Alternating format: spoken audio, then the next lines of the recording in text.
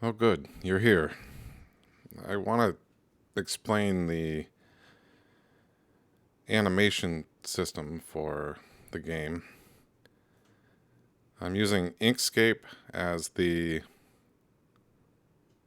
content creation system. And with SVG files, the structure of it is XML basically. So you've got grouping and attributes and that sort of thing.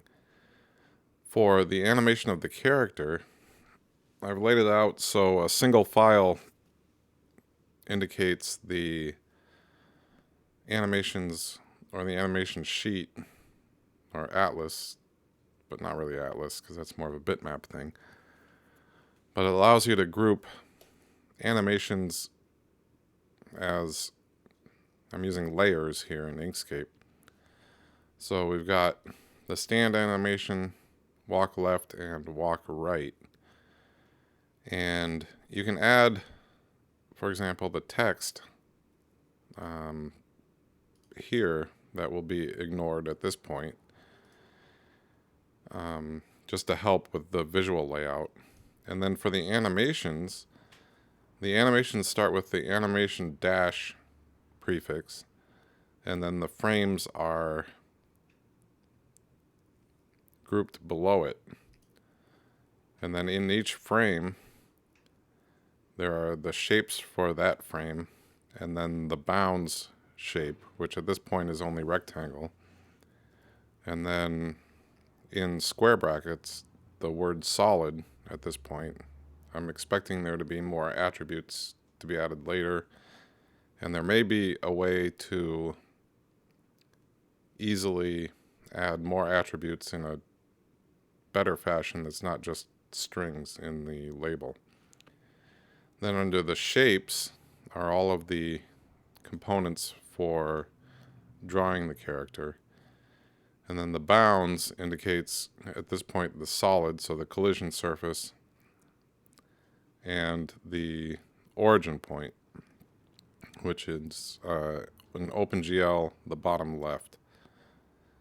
There is some code that interprets the SVG, which is positive downwards in the y-axis and negative up, to convert it to the standard OpenGL system, which is positive up and negative down. So this allows the creation of characters and other graphical components with an SVG using Inkscape, which is open source, and allows a visual representation of the animation.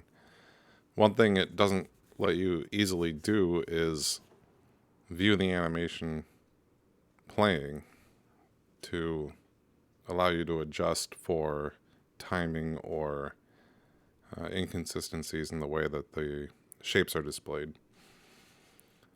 But the code, the closure code that parses the SVG file goes through the hierarchy and extracts all the animations, groups them with the frames, the shapes, and the origin of the character. Maps are similar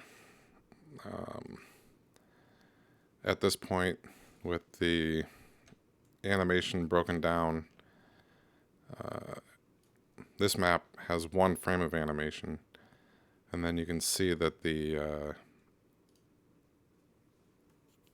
components that are part of the animation can be labeled solid, so there doesn't have to be a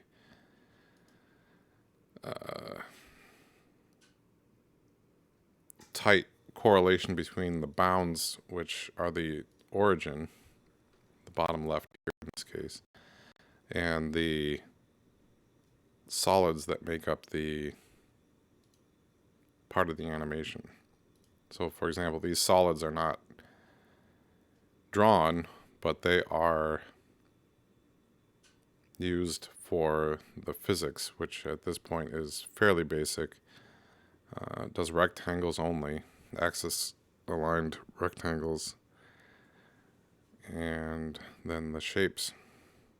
So this allows you to easily modify in a visual manner what the animations of objects are